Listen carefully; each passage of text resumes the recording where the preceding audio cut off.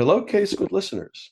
It's every other Sunday again, and you're listening to Sustainability Now, a bi-weekly K-Squid radio show focused on environment, sustainability, and social justice in the Monterey Bay region, California, and the world. I'm your host, Ronnie Lipschutz. For uncounted millennia, the creatures of the world's ocean have been hunted, captured, and killed by human beings. For most of that history, however, this was done for subsistence purposes. Only over the last few centuries was the slaughter of whales, seals, otters, turtles, sharks, and other marine species justified in the name of capitalism and industry.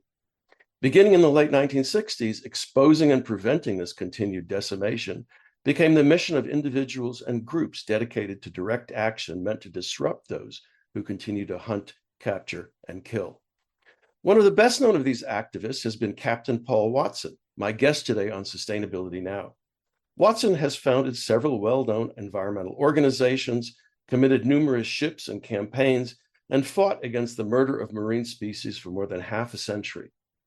Earlier this year, he published Hitman for the Kindness Club, High Seas Escapades and Heroic Adventures of an Eco-Activist, a memoir that recounts how, since the early 1970s, he's been on the forefront and front line of direct action to protect the biodiversity of Earth's marine environments. Captain Paul Watson, welcome to Sustainability Now. Well, thank you. I don't want to begin by asking who you are and what you do, since that should become apparent during our conversation.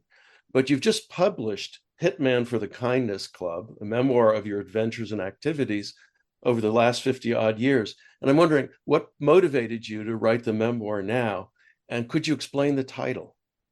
Well, I've actually written quite a few books, like our autobiographies, but this one is a collection of short stories that goes back to when I was very young and up to the modern time. So it's like 60 years of experiences that are in this book.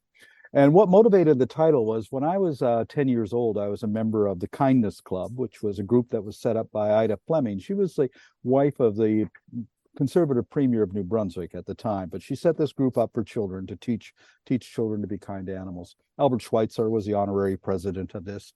And so I was a member of that club. And that year, actually, I spent the summer swimming with a family of beavers and had a great time, wonderful time, particularly this one beaver that I got to know very well. And the next summer when I returned, I couldn't find them. And I found out the trappers had killed them all during the winter. And that made me quite angry. So that winter, I began to walk the trap lines and free animals from the traps and destroy the traps. And I guess I've been doing the same thing for the last 60 years. Yeah, I mean, is that what motivated you to become such an ardent defender of marine species? I think so. You know, I was raised in an Eastern Canadian fishing village, so I was very close to marine animals, whales, seabirds, seals. I witnessed the seal hunt when I was 9 years old. Oh, wow. When I came back from leading the campaign to protect seals for Greenpeace back in 1976, I stopped by to see Ida Fleming, who I hadn't seen for many years, in Fredericton, New Brunswick. And as I left, she called me the Hitman for the Kindness Club, which I took as a compliment. Mm-hmm. Well, you're Captain Paul Watson, but in reading the memoir, I see that you began as a lowly member of a crew on a merchant vessel. So maybe you can tell it. Yeah, go on. I ran off to sea when I was 17, and I joined the Norwegian Merchant Marine. I spent a year with them. I was with the Swedish Merchant Marine, then I worked with the Canadian Coast Guard. So that's where I got my sea experience. But it was in 1969 when I had just come back from a trip across the Pacific with the Norwegian Merchant Marine, and there was a demonstration at the Canadian-Washington border. And it was against the testing of nuclear weapons at Amchitka Island up in the Aleutians. And it was a protest that was organized by two groups, the Sierra Club, and the other one was the Quakers. And I was a supporter of the Sierra Club at the time. And out of that protest, we formed a group called the Don't Make a Wave Committee, because people still remember the tsunami that hit Vancouver Island and the Big Island of Hawaii back after the '64 earthquake in Anchorage. So we wanted to put that idea into people's head that, nuclear testing could cause a tsunami coming out from the Aleutians. And so we came up with this idea, let's sail a boat up there like the Quakers did in 1956 at Bikini Atoll, and protest the bomb. And so we put this all together. And in November of 71, I sailed on the Greenpeace 2. There was two boats, the Greenpeace and the Greenpeace 2. The Greenpeace went up first, but they had to come back, and we were the ones that replaced them. And the Atomic Energy Commission blew the bomb up 2 days ahead of schedule when we were still a few hundred miles away. And so we thought at first it was a failure, but all subsequent tests were actually canceled after that because of the publicity that was generated because of our voyage into the bomb. Maybe is worth mentioning why the AEC was blowing up nuclear bombs in Alaska. What was the logic? Well, they needed to blow it up on U.S. territory. I think they were using Nevada, but they thought that the Aleutians was, remote enough, and they drilled a big hole in Amchitka. It was an underground explosion. Yeah. But the first test actually killed quite a few sea otters and seals because of the shock waves that went through the ocean. Now, everybody had their reason to be going up there. The Sierra Club because it was an environmental issue, the Quakers because it was a peace issue. Yeah. I had a completely different motivation because Amchitka was a wildlife preserve, and you couldn't take a gun. You couldn't take a gun onto the island, but here we are blowing up a 5 megaton bomb, which was actually killing animals. So that was my motivation to go up there. And then after that, we then opposed French atmospheric testing down in Maharoa Atoll in the South Pacific. And in 1974, Bob Hunter, Paul Spong, and I said, well, let's go do something to save the whales. And so we organized the first whale campaigns. The reason I asked that question was, as I recall, there was this idea of using nuclear bombs to build harbors and for mining purposes. I think it was Edward Teller's notion that, this was, and it was called Plowshares Project, I think, right? It was, peaceful uses for nuclear weapons. It was a little bit unconvincing, but I'm just saying that for our listeners. I'm not surprised it came from Edward Teller, who was a bit of a fanatic when it came to nuclear bombs and nuclear power. But of course, it wasn't as bad as Donald Trump wanting to use them to stop hurricanes. Well, we won't go there. All right. So you went to being captain of various ships, right? To being the skipper. And yes, I was just wondering how that, how that happened, the progress there. Well, I worked my way up from ordinary seaman to able seaman in the Merchant Marine, and then rescue officer in the Canadian Coast Guard. So when I joined Greenpeace, I served as first officer from 71 until 77. And then when I left, I set up my own organization, got my own ships, and then I was captaining my own vessels from 77 till the present day. Mm-hmm. Well, so direct action and monkey wrenching were central to your strategies and tactics. And I don't know how many of our listeners have heard of Edward Abbey's monkey wrench gang, but I was wondering how influential that might have been in terms of your tactics. Well, I was doing things well before that book came out, and but Edward Abbey was an early advisor to my organization, and I had a lot of correspondence with him. And in fact, when he did the sequel to the Monkey Wrench Gang, which was Hayduke Lives, in the last few pages of the book, I rescue George Washington Hayduke with my ship in the Sea of Cortez. So he actually put my real name and the name of the organization in the ship in that fictional book called Hayduke Lives. Yeah, I don't remember that. I mean, I've read it, but that was a long time ago. You can look it up; it's there. I don't doubt it for a moment. So going back to the particularly the French nuclear tests, what did you do actually? What was your, what were your activities there? My primary involvement in that was to counter the Jeanne d'Arc, which was a helicopter carrier that was coming into Vancouver. And I put this small little boat called the Astral on a collision course with the Jeanne d'Arc as it came under the Lionsgate Bridge. Meanwhile, we had a crew up on the Lionsgate Bridge that dropped this gigantic banner made out of bed sheets saying "Muhroa Mon Amour," and they also dropped buckets of mushrooms and marshmallows onto the ship as it went under to symbolize its hydrogen bombs and atomic bombs. But I put my ship on a collision course with the Jeanne d'Arc, forced it to change course a couple of times, and meanwhile I had the Canadian Coast Guard trying to intercept me. but it worked. And in fact, it was such a daring confrontation that a couple of the French sailors actually threw their hats down to us. And but I think we made our point on that. But meanwhile, we had other vessels that were going to the south, to Maharoa, to the South Pacific, to actually intervene. And what were they going to? They were trying to sail into the blast zone to stop the test. Was that the idea? They were, but they were intercepted by the French Navy and severely beaten and had their films taken away from them. But again, it focused a lot of international attention on what was going on. And it culminated in 1986 with the French government's sinking the Greenpeace ship Rainbow Warrior in Auckland Harbor, which, France was very much committed or complicit in. And they actually ended up having to answer to that in the international court. Maybe you could tell us more about that. What actually happened? The French commandos put mines on the bottom of the Rainbow Warrior in Auckland Harbor, blew it up, sunk it, killed one person, a photographer, Francisco Pereira, and then they escaped. But two of them were caught by the New Zealand police, and that's when they unveiled this whole thing, this plan to stop the Greenpeace from sailing to Maharoa Atoll. Well, whales figure prominently in your book, and you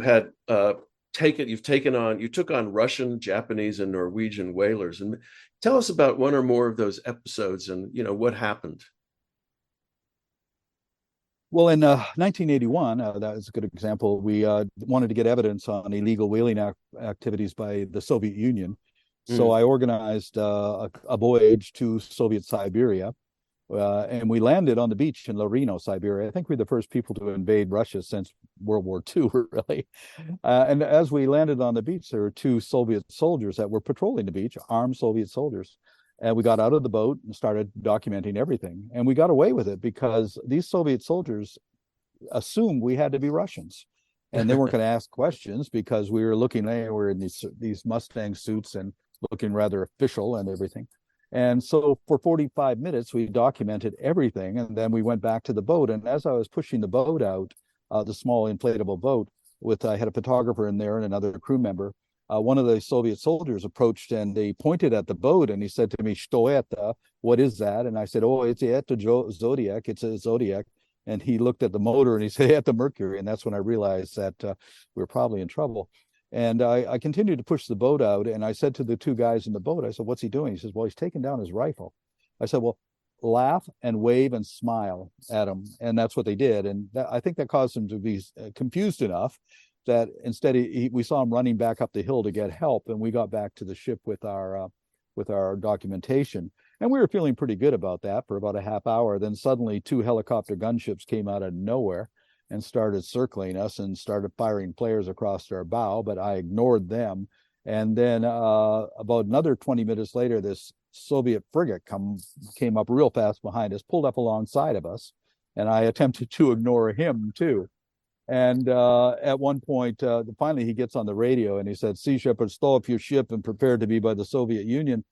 And I said, "Well, we don't have room for the Soviet Union, so we're not stopping for you." And we didn't. And the thing with navies is they don't know how to deal with no. It's really confusing to them. And by the time he finally got his orders from Moscow, because he wasn't going to make the decision himself. By the time he finally got those orders, we crossed the line back into U.S. waters. Mm-hmm. Mm-hmm. You're listening to Sustainability Now. I'm your host, Ronnie Lipschitz, and my guest today is Captain Paul Watson, who is well known for his various activities as an eco-activist out at sea. We're just talking about one of his confrontations and campaigns against Soviet whalers. And let's go on. As I recall from reading the book, which was a few weeks ago, my memory isn't what it used to be, that you had other campaigns against Soviet whaling ships. Is that correct? Well, our very first campaign when I was with Greenpeace and first officer with Greenpeace was to go and track down the Soviet whaling fleet, which we found 60 miles off the coast of California. This was before the 200-mile limit, and they were just off of Cape Mendocino. So the idea at the time, we're reading a lot of Gandhi, and we felt all we had to do was put our bodies between the harpoons and the whales, and then they would stop whaling. And Bob Hunter and I put ourselves in a small inflatable boat in front of a Soviet harpoon vessel. It was bearing down at full speed upon 8 sperm whales that were fleeing for their life. And every time the harpooner tried to take a shot, I would maneuver the boat and block his path. And this worked for about 20 minutes until the captain on the Soviet vessel came running down the catwalk, screamed into the ear of the harpooner, and then looked down at us, smiled, and brought his finger across his throat. And that's when we realized Gandhi wasn't going to really work for us that day. And a few moments later, there was a horrendous explosion, and the harpoon flew over our head, slammed into the backside of one of the whales in the pod. And it was a female, and she rolled on her side, and blood everywhere. And the largest whale in the pod suddenly rose up, slammed the water with his tail, and dove and swam right underneath of us and threw himself at the bow of the harpoon vessel to protect his pod, which is what they expected. They knew he would do that, so they were there with an unattached harpoon. And the harpooner pulled the trigger and hit that whale point blank in the head, and he fell back in the water, rolling in agony, blood everywhere. And as this happened, as he rolled about, I caught his eye. He looked straight at me and he dove, and now I saw a trail of bloody bubbles coming at us real fast. And he came up and out of the water right beside us. So the next move was to come down and crash on top of us. And as he rose out of the water, and his eye was right there in front of me, so close I could see my own reflection in that eye, I saw something that really changed my life. And that was understanding. That whale understood what we were trying to do, because I could see the effort he made to pull himself back, and his head began to slide back into the sea. His eye disappeared beneath the surface, and he died. And he could have killed us and chose not to do so. So I personally owe my life to that whale. But I also saw something else in that pity, and not for himself, but for us, that we could take life so thoughtlessly, so mercilessly, and for what? They didn't eat sperm whale meat. They weren't killed for meat. They're killed for oil, sperm whale oil and spermaceti oil, which is highly prized for high heat resistant lubricating oils. And one of the things that it was mostly prized for was the construction and maintenance of intercontinental ballistic missiles. Right. And that's when it just hit me. I was sitting there in the middle of the Russian whaling fleet, the sun's going down, and it just hit me. We are insane. I mean, we're killing these beautiful, intelligent, wonderful, self-aware creatures for a weapon made for the mass extermination of human beings. And that it was just insanity to me. And so I said at the time, I'm going to dedicate the rest of my life to protecting them and the other citizens of the sea. I don't do this for people, I do it for them. Yeah. More recently, I guess you've also challenged Japanese and Norwegian whalers. And maybe you can tell our listeners, about why the Japanese were hunting whales, and then why the Norwegians have been going after them. In 1986, the International Whaling Commission called a global moratorium on all commercial whaling. All whaling as of 1986 to now is illegal, but Japan, Norway, and Iceland continue to kill whales. Japan's argument was, okay, we're not doing this for commercial reasons, we're doing it for scientific research reasons. But of course, we're going to don't want the meat to go to waste, so we're going to be selling it on the market in Japan. And it was a completely bogus sort of thing, and it was totally illegal. So we went down in 2005, and every year after that, I was able to organize a television show, Whale Wars, that began in 2007. And the object was to block their operations, prevent them from killing whales. And it was hugely successful. We saved 6,500 whales. We cut into their quota every year. In fact, in 2012, 2013, the last year I was down there, they only took 10% of their quota. And so we've become very good at preventing them refueling operations, and also preventing them from loading dead whales. And they can't load dead whales because we're blocking the slipway. They can't kill whales.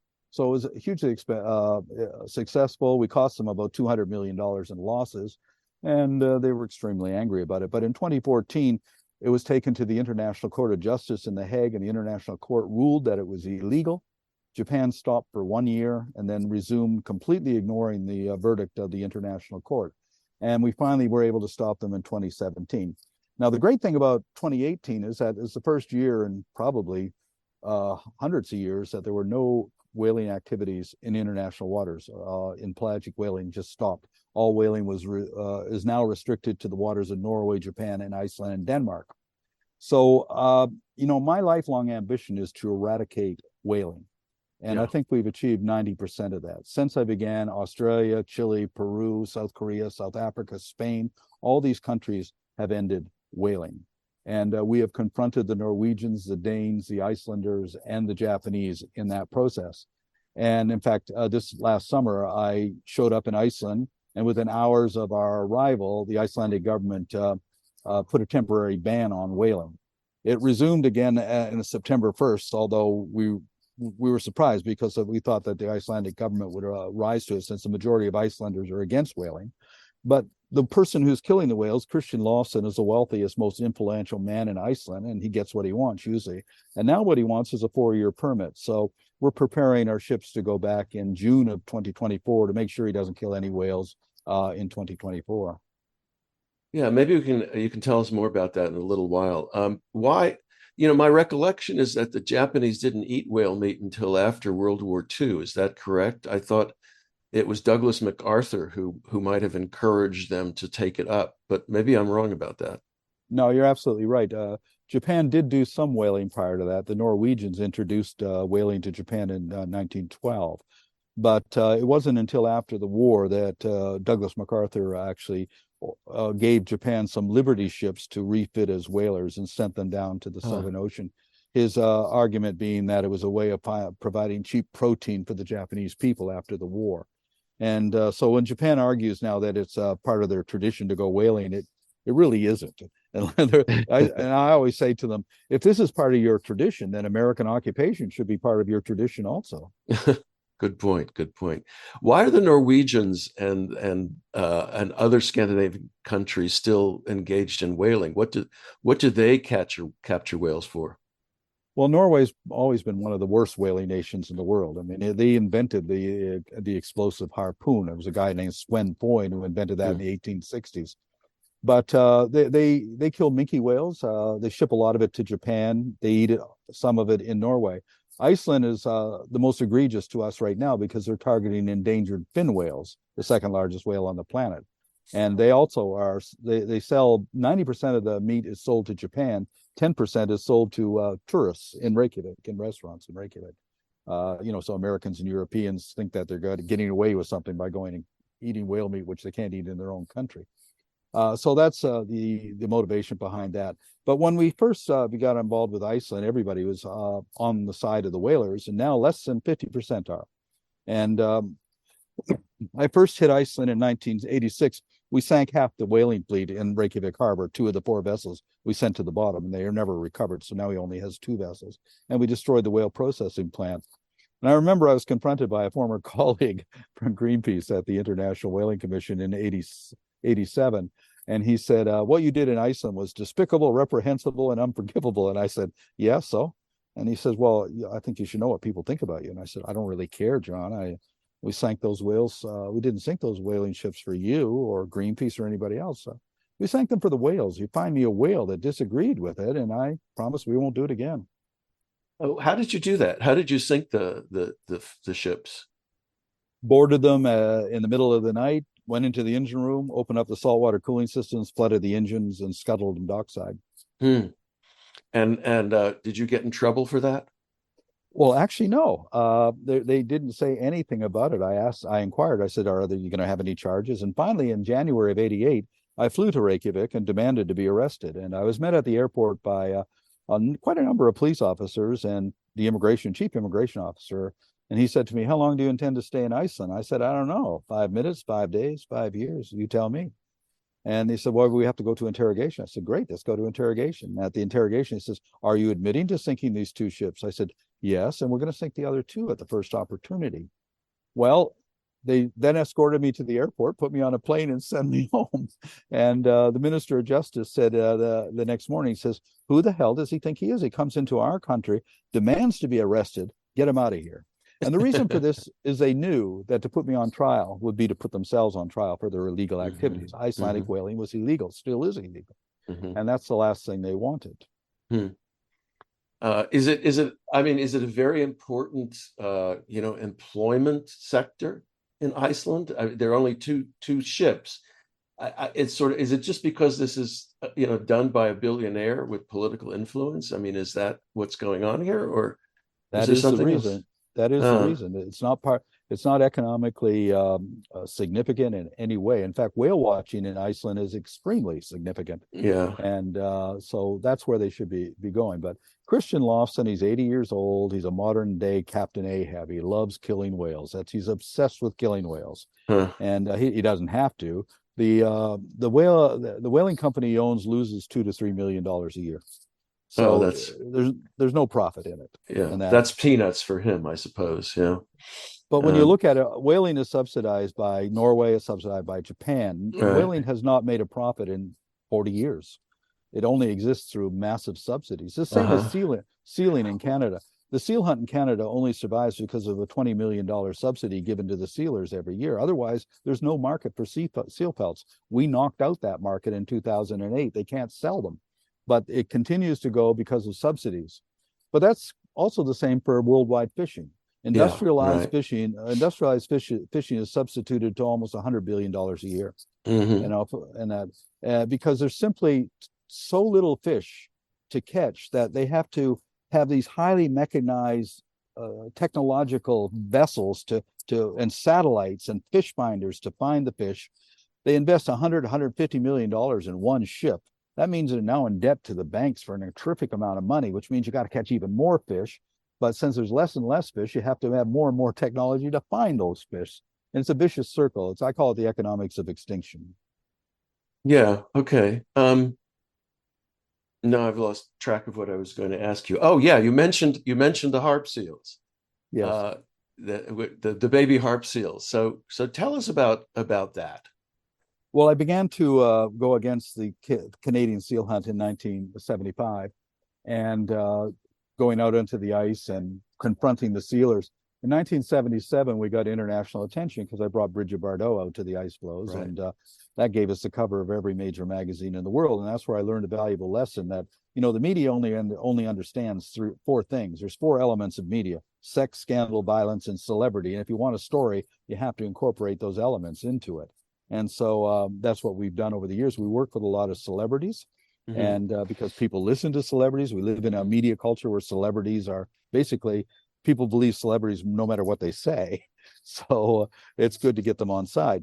And so we worked year after year to oppose the seal hunt.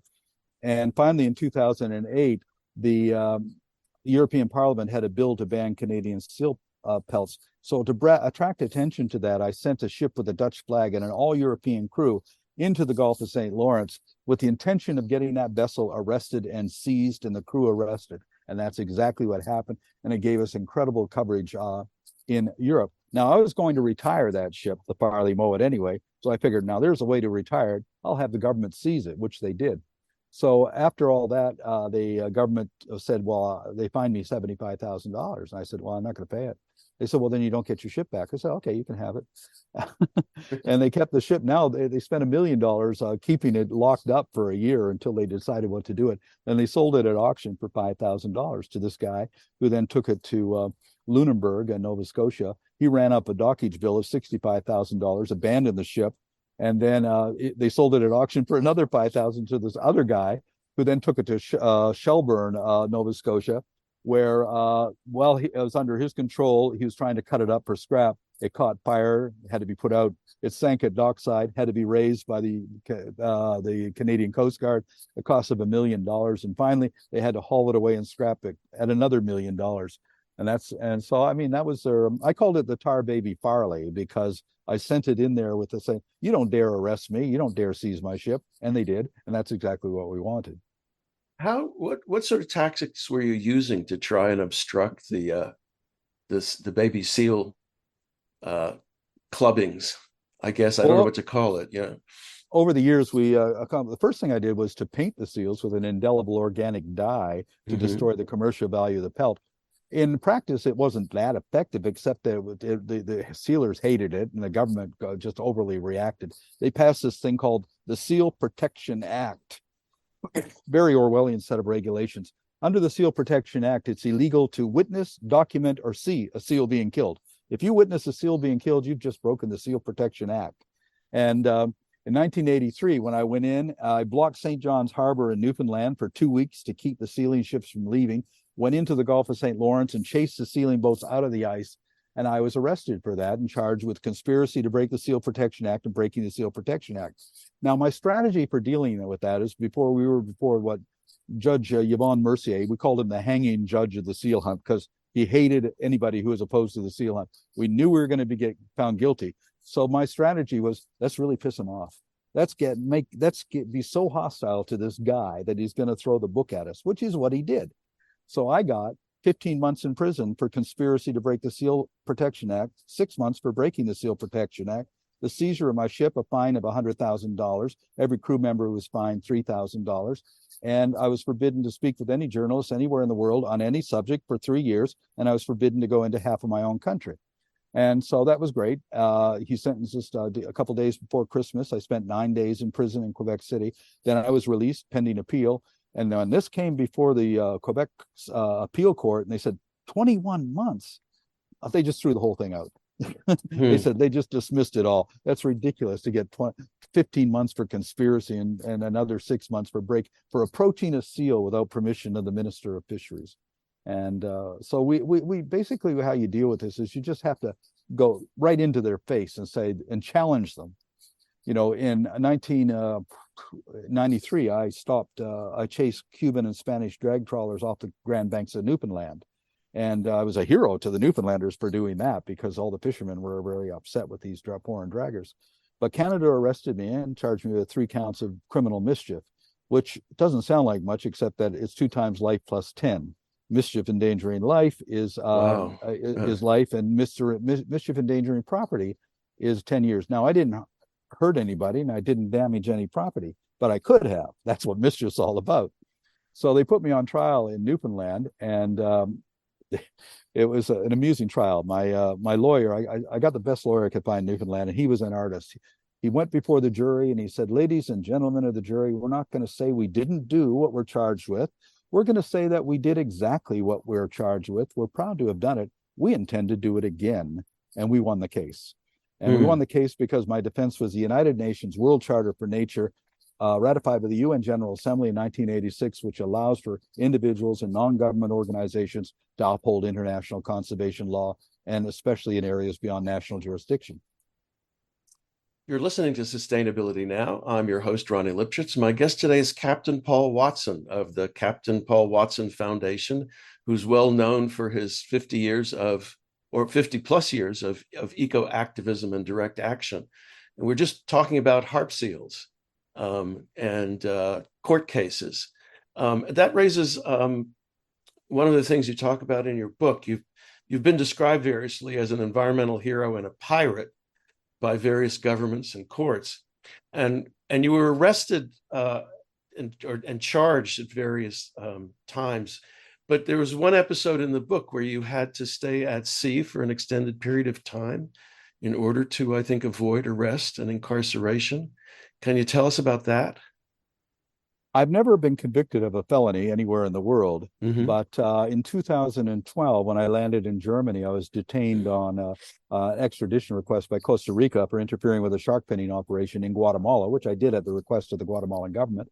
And then I was also they also got an extradition request from Japan for conspiracy to board a whaling ship, which was a silly charge. But anyway, the German Ministry of Justice, they were pretty sympathetic. The judge was sympathetic. The prosecutor was sympathetic.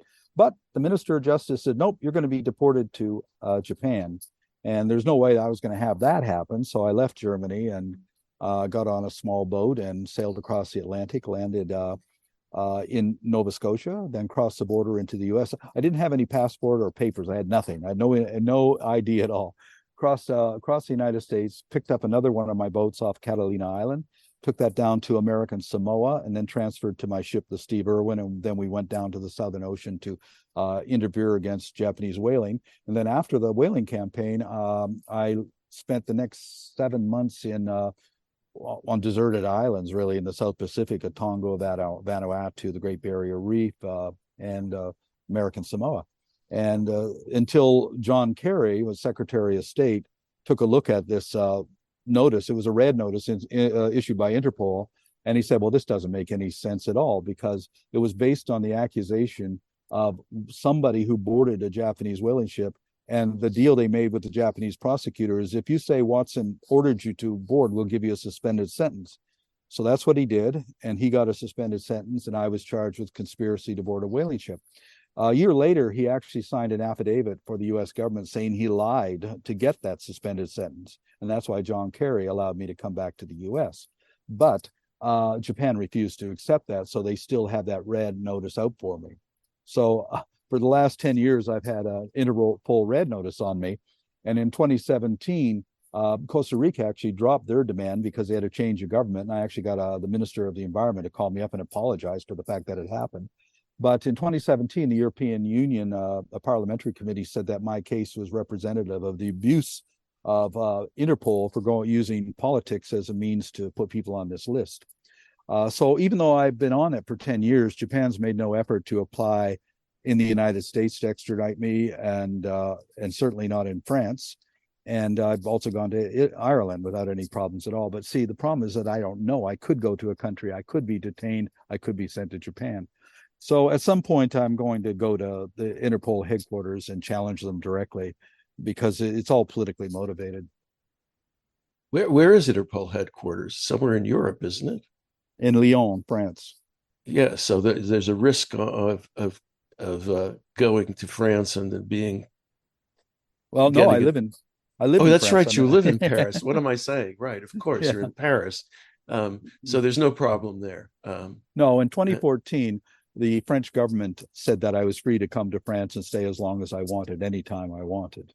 Well, it's a lovely place to be, to have to live, I must say.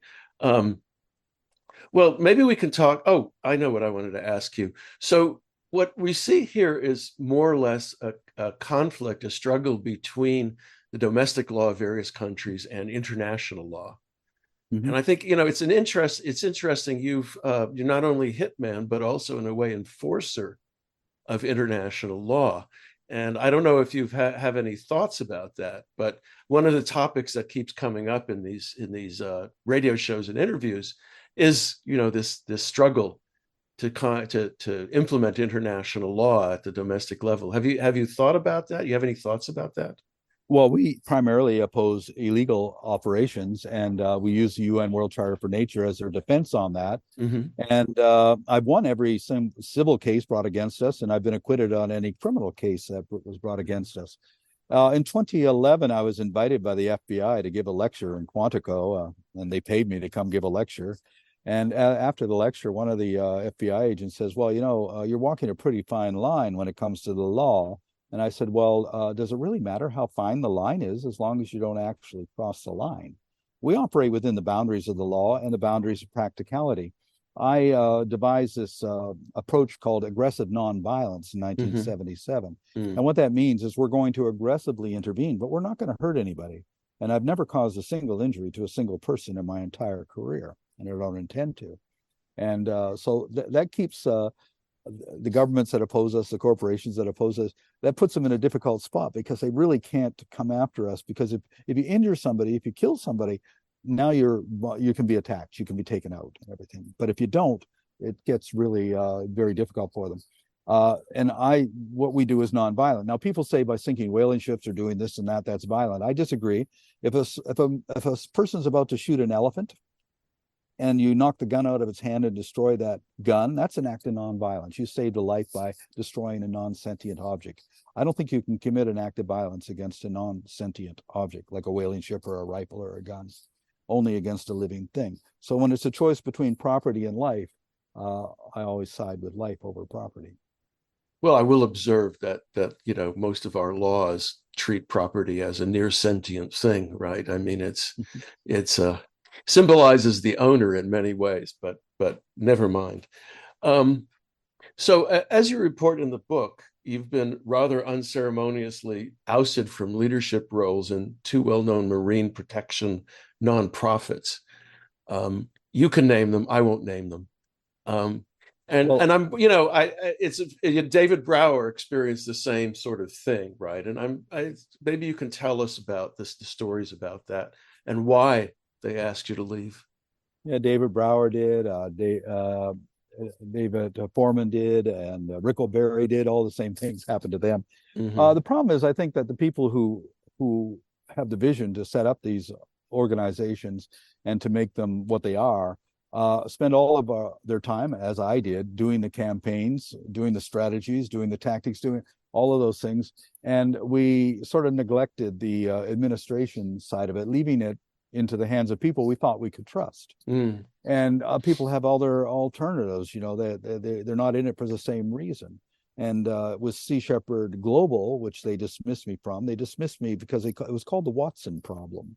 I was too controversial, I was too confrontational, and it was interfering with their jobs. Really, they because of the success of whale wars, they now had brought in a lot of money.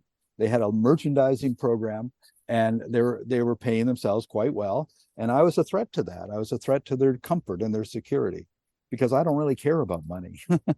And so that was a problem. And so they maneuvered me out of the organization. And but having been maneuvered out of Greenpeace, and then again, I'll just start again. It's not a big deal. I set it up as the Captain Paul Watson Foundation because I figured it's going to be pretty hard to take my name away from me. But so that's why I put it that way. But we actually also calling ourselves Neptune's Pirates, because the one thing I do know is that nobody wants to really, who's in mainstream, wants to take on the name pirate.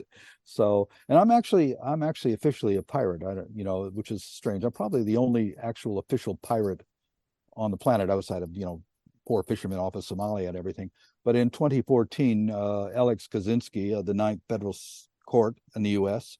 labeled me a pirate. He says he's a pirate. Didn't charge me with anything, but I had a Ninth Circuit Federal Court officially call me a pirate, so that makes me a pirate, which I don't know what Judge Kaczynski's motivation was, but I'm actually quite proud of the fact that he did that. Yeah, I'm wondering what perks it gets you. Well, what it does is it gives you notoriety, Right. Yeah. and also it's a chance to really say, well, pirates get things done. They cut through the red tape and they get things done. And if you look at the romantic golden age of piracy, these people were way ahead of their time. They were democracies. They elected their captains. Right. Yeah. People Yeah. were part of the crew no matter what their gender or their race was. Blackbeard went around freeing slaves from slave ships and giving them the freedom and allowing them to join the crew and rise to the level of their competence. That was unheard of in the 18th century. And and what's the worst thing you can say about them? Well, they were thieves. Yeah, they stole gold from the Spaniards. And where did they get their gold from? So we're doing the exact same thing. They were going after the Spaniards who were thieves. We're going after people who are breaking the law also. So we're acting in the same spirit, really. Yeah. Capitalism is a system of thieves stealing from thieves, I guess. One of the things that I've observed in looking at large nonprofits, right, is that as they become bigger and tend to institutionalize, they also have what I call the payroll problem. They have to make payroll every month, which pushes them to start making alliances with corporate funders. And then they have to be very careful about who they offend. I mean, is this what happened with both Greenpeace and Sea Shepherd? I was dismissed from the board of directors of Sea Shepherd Australia for asking this question: why are you in partnership with a fishing company? Yeah. Sea Shepherd Australia partnered with Austral Fisheries, a tooth fishing company, which is 50% owned by the Marua Daichiro company in Japan, one of the most notorious fishing companies in Japan.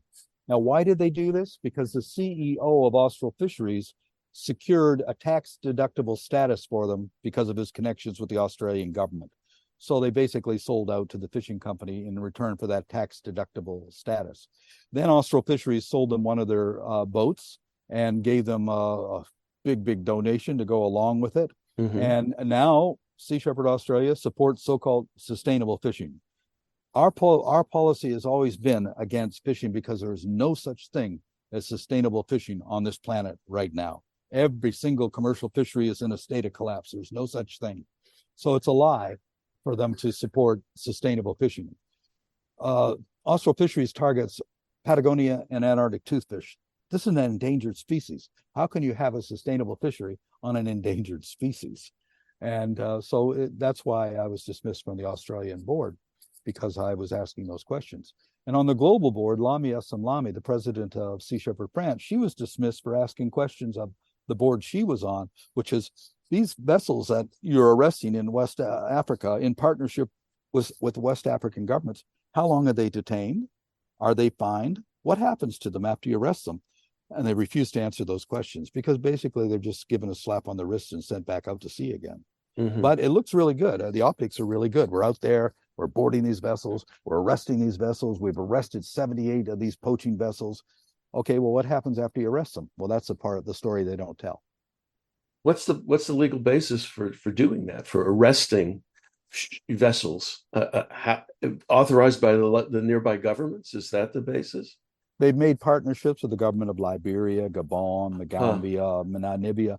And what they do is they take enforcement officers out on the ships and intercept foreign draggers, foreign ships in their waters. The problem is that it sounded like a good idea at the beginning, but then the government said, "Oh, you can't fly that pirate flag of yours," so we had to take that down. "Oh, you can't paint your ships the way, you got to paint them gray." So now they're dictating what color the ships are. "Oh, you can't put out a media release unless we approve it." Mm-hmm. So now the tail's wagging the dog here, and I don't really know what the point of it all is. Mm-hmm. You're listening to Sustainability Now. I'm your host, Ronnie Lipschitz, and my guest today is Captain Paul Watson, who is involved now with the eponymous Captain Paul Watson Foundation, which he founded just a couple of years ago, right?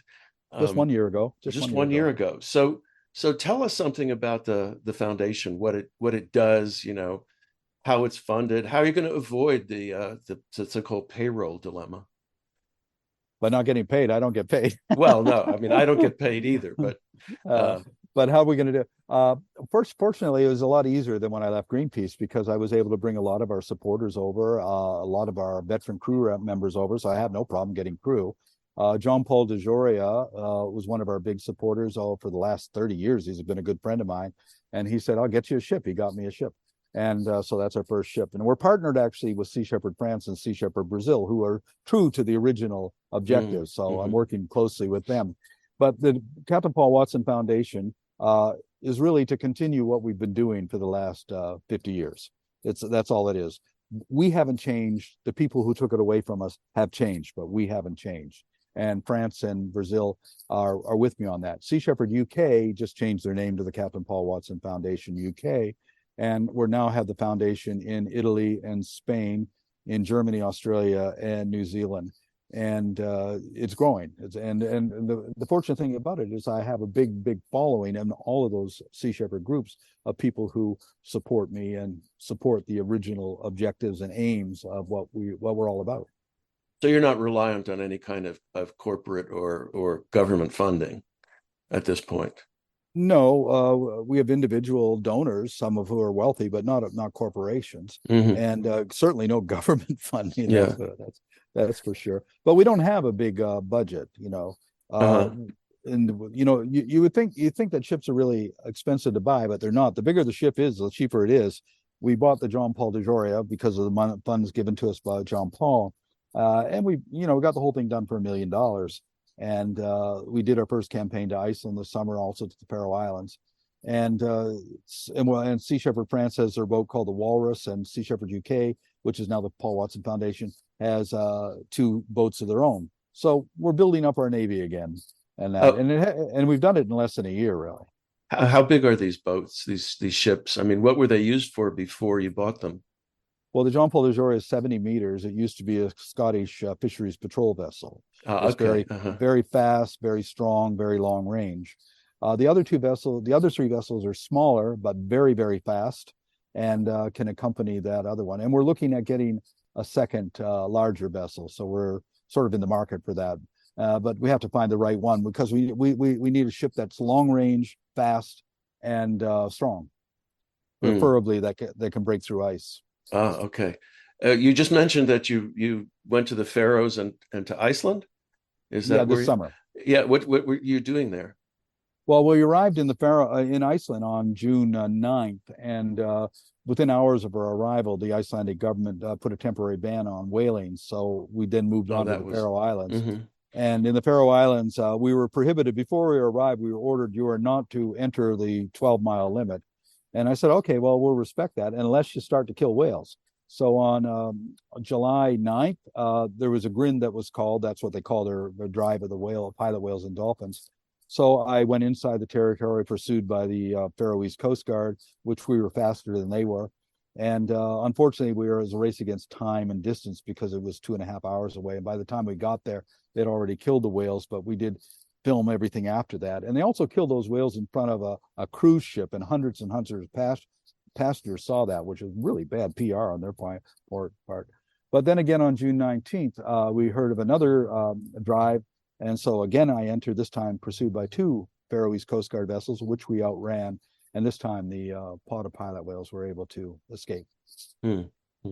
Oh, but the problem was the Faroese then charged us with entering their restricted area, took us into court, fined us $23,000 plus $600 for every one of the 27 crew members, but we're just not paying it, so we're not too concerned about it. But then Denmark leaned on Jamaica to take our flag away, so Jamaica struck our flag, so we had to reflag the vessel. So that was the reason. We were hoping to get back to Iceland at the end of August, but we are in the process of reflagging the vessel, and you can't go to sea without a flag. So we now have reflagged the vessel, so we're ready to go and when it's okay to go. Why not a pirate flag? Well, because you can't really, I've actually been given the flag of the Five Nations of the Iroquois to fly. I've been given the Maori flag and the Aboriginal flag, and I love to fly them, but they're not recognized. They're not recognized, huh? And certainly the Jolly Roger isn't. So yeah, so I have to go with flags that, state flags. You have to have a state flag. Do you have any plans for next summer, or are you, or do you not want to divulge them? No, we'll be back in Iceland in June of 2024 if Lofson gets his 4-year permit that he's demanding. Hopefully, the Icelandic government will shut it down before then. But if they don't, we'll be ready to be there. It's not too far from where we are. Yeah. And then we'll also be returning to the Faroe Islands next summer also. Plus, this November, we have a campaign to confront super trawlers off the coast of France that are killing everything on their bycatch, dolphins and whatever. These gigantic super trawlers, $200 million ships just pull in. Each one of their nets pulls in the equivalent of about 4 school buses full of fish. Last year, we were able to document them dumping 100,000 blue whiting because it wasn't a target species. They're all dead, so they just threw them overboard. And we were able to use drones to film that and raft of dead fish that stretched for a kilometer all across the sea. Wow. Well, we're approaching the end of our time together, and I was wondering if there's anything else you'd like to tell us about. Well, I certainly promote Hitman for a Kindness Club. I think it's an easy read because it's a collection of short stories, each one based on campaigns or activities that I've done from the age of 10 until now. And so it shows the progression of, I guess, myself being audacious, more and more audacious over the years. And not just marine mammals. It's everything from stopping the killing of bison to stopping the killing of wolves to rescuing laboratory animals to opposing the fur industry. So many campaigns over the years that I've done that, including in 1982, bombing a Soviet spy ship with paint bombs, light balls full of paint, in order to protest whaling by Russia. That was why we were doing it. But this spy ship was at the mouth of Cape Flattery, spying on submarines, and it had 2 American warships, 1 Canadian warship on either side. And so we came in, and my friend was a American airline pilot, so he had this Cessna 187. We came right in across the bow, straight at the wheelhouse, pulled it up, dropped 19 of these paintballs, bang, bang, bang, and attached to each one was a message in Russian about whaling. Then we pulled up, and all of a sudden there was this big bang, and we lost altitude, and we're heading towards the water. But Al pulled it up off of the water, about 8 feet off the water, and went straight up. And now we notice there's 2 F-16 starfighters being scrambled from Whidbey Island coming after us. And Al's a former fighter pilot, so he kept going straight up, straight up, straight up. And I said, "What are you doing?" Because these guys are getting closer, and I don't know what their intentions are. And then suddenly he went into a big dive and flew back into Canadian airspace, and they had to cut off their pursuit. And we got back, and we got our message delivered, and a lot of publicity on it and everything. And Al didn't lose his job as an American airline captain. So where can our listeners find Hitman for the Kindness Club? Oh, from the Captain Paul Watson shop online or from Amazon or in bookstores. Okay. If it's not in the Well, bookstore, people can request it.